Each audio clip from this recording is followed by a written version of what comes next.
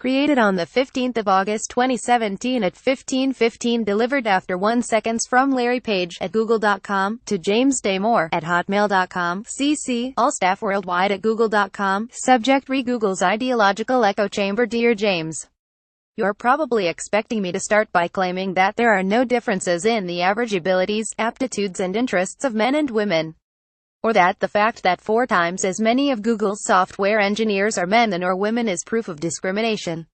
I'm not going to do that. There is good evidence for dozens of such differences between the average man and average woman. And as a matter of pure logic, you are correct that the gender gap in our team of software engineers is not of itself proof of sexism or discrimination. I am happy to acknowledge that you state your support for gender diversity and fairness. Your memo starts, I value diversity and inclusion, am not denying that sexism exists, and don't endorse using stereotypes. So, you and anyone else who reads this may be wondering, why the fuss? Why did your memo go viral? Why did it cause such fury? Why did we fire you in interviews and in the Wall Street Journal? You have said it's because Google is ideologically driven and intolerant of scientific debate, and therefore unable to tolerate your reasoned, well-researched, good-faith argument. You've driven the point home with your Gulag t-shirt and new Twitter handle, @FiredForTruth.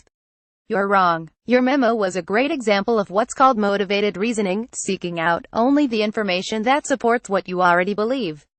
It was derogatory to women in our industry and elsewhere. Despite your stated support for diversity and fairness, it demonstrated profound prejudice.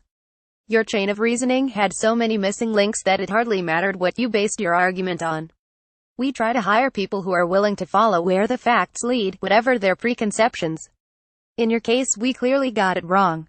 Have you ever noticed that no one takes sentences that start, "I'm not a racist, but," at face value? Here's why. In the words of Jon Snow in Game of Thrones Season 7, Episode 1. When Sansa Stark tells him they respect you, they really do, but Snow laughs and comes back with, "What did father used to say? Everything before the word but is horseshit." I thought of that line when I read this section in your memo. Of course, men and women experience bias, tech, and the workplace differently, and we should be cognizant of this, but it's far from the whole story. On average, men and women biologically differ in many ways. All your comments about valuing diversity and fairness came before that giant but. What came after it was a description of a few gender differences, your argument that they explain why so many of our software engineers are men, and your complaint that Google's attempts to change that balance, far from being about fairness to women, amount to anti-male bias. You use the words discriminate or discrimination 17 times, exclusively to describe men as victims. Now that we've worked out what your memo's really about, let's examine its argument.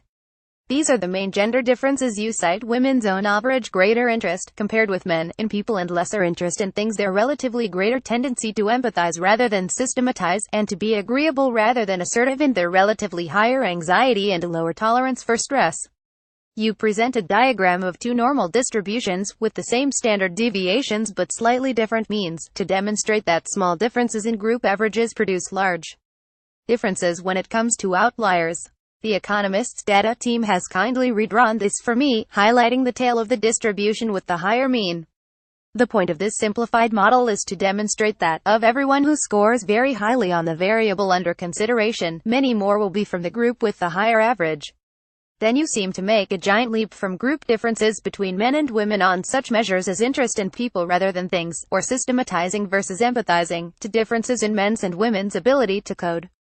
At least, that's what you seem to be doing. You don't quite say so. There is no evidence for such an inference. And that is only the first flaw in your argument. I can see at least 6 more, any of which would derail it on its own. First, you ignore many other gender differences, basing your argument only on a few that you think support your conclusion. Second, you're ignoring everything else that could explain the gender gap. Third, the gender differences you cite differ between countries and over time. Fourth, they don't even support your argument because you don't seem to understand what makes a great software engineer. Fifth, you clearly don't understand our company, and so fail to understand what we are trying to do when we hire.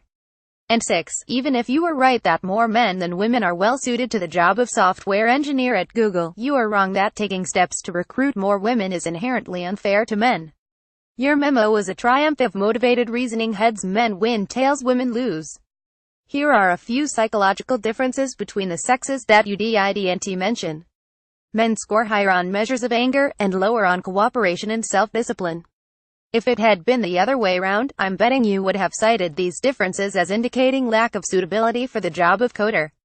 You lean on measures of interest and personality, rather than ability and achievement, presumably because the latter don't support your hypothesis.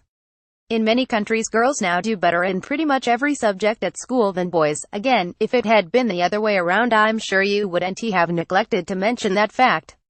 The sole published comparison of actual competency in coding I am aware of found that women were more likely than men to have their GitHub contributions accepted, but if they were project outsiders, this was true only if their gender was concealed. There is plenty of evidence that women in Silicon Valley suffer harassment and discrimination. Read Susan Fowler's description of the harassment she experienced at Uber before leaving the firm in December. Look at the responses to Elephant in the Valley, a recent survey of senior women in tech. Among its findings was that 2/3 had been excluded from networking opportunities because of their sex. And beyond our industry, women are less likely to be given plum assignments, are given less useful feedback, are seen as pushy when they ask for pay rises. Men are seen as ambitious and, in leadership roles, may be seen as either competent or likable, but rarely both. We need to stop assuming that gender gaps imply sexism. You write. But we know there is sexism. We don't need to infer it from the existence of gender gaps. It is more than likely that some psychological differences between men and women have been baked in by evolution, as you note. We see such differences, in varying degrees, in pretty much every animal. With humans, though, you must take great care before concluding that any specific difference is innate, since our societies are so much more complex and varied than those of other animals. By the way, I find it blackly funny that some of the conservatives who have seized on you as a hero don't believe in evolution at all. Here are some reasons to be doubtful about an evolutionary basis for the specific differences you cite. Before the 1980s, when personal computers became more common and were almost exclusively marketed to men and boys, a much bigger share of those studying computer science at university were girls. The share of computer scientists who are women varies wildly from country to country. Even personality differences vary from time to time and place to place. For example, men are more agreeable, the term used by psychologists for a cluster of traits such as modesty, altruism and tender-mindedness, and less ambitious and status-seeking, in more hierarchical countries. That suggests that at least some of the gaps we see in America are because women are still relatively powerless, just as most men are in more traditional societies. Moreover, those supposedly female traits vanish in the rare arenas where the competition is entirely among women. Sopranos and ballerinas are hardly famous for being indifferent about who gets top billing. I said you didn't understand what made a great software engineer. If we were talking about weightlifters or contortionists, it would be simple, and your stylized bell curve diagram would be the whole story. Men are on average so much stronger, and women so much more supple, that almost all the highest performers are from one sex or the other. But few jobs are that unidimensional. Software engineering requires a broad mix of skills involving both people and things. Teamwork, in particular, is important. The stereotypical image of the geek working alone in his basement is far from reality. Senior engineers must manage teams, and by your own reasoning that should mean that women, with their greater empathy and interest in people, should be overrepresented at that level, compared with their numbers in more junior jobs. That they are not should have given you pause. Many of the problems in our industry are caused by the sorts of misconceptions about the work that you clearly hold.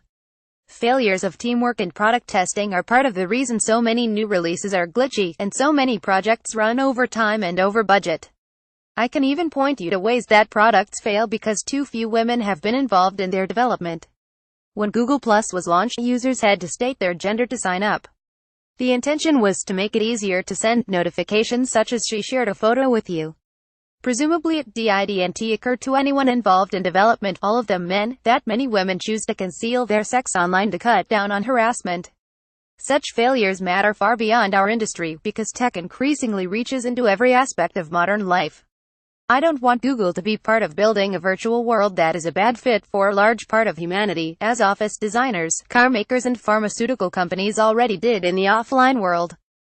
Did you know that car seats and office desks are the wrong proportions for most women, or that many drugs in widespread use were only ever tested on men? Finally, let's look at your contention that by trying to recruit more women, Google is discriminating against men. You seem to think that if we stopped paying any attention to applicants' gender when deciding who to hire, we would naturally converge on the right share of men and women, that is, the share that matches the distribution of talent in the recruitment pool. I don't believe that. Some women will be put off applying by the heavily male culture. Those doing the hiring will be influenced in their assessment of ability by the stereotypes they've formed in it. We should treat people as individuals, not as just another member of their group. You write. That is what we are doing. We're trying to hire the best, aware that there are forces militating against us. When you first wondered why so few of our software engineers were women, and why we're trying to hire more and whether that was fair, there were plenty of smart things you could have done. You could have asked some of your female colleagues about their experiences in the industry. You could have looked for evidence that conflicted with your biases. There's a good search engine you could have used. Here's a brief reading list for you. At Heterodox Academy, Sean Stevens and Jonathan Haidt have compiled a pretty comprehensive list of psychological differences between the sexes. There are plenty, not all point the same way, and there are many caveats. J. Doe, on Medium, has summarized the evidence that women are treated worse in the tech workplace than men. Suzanne Sadettin, an evolutionary biologist, debunks your pop evo psych on Quora.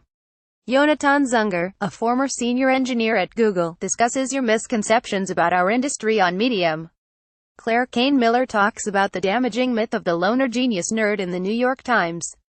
In Vox, Cynthia Lelat explains your errors from the viewpoint of a woman coder.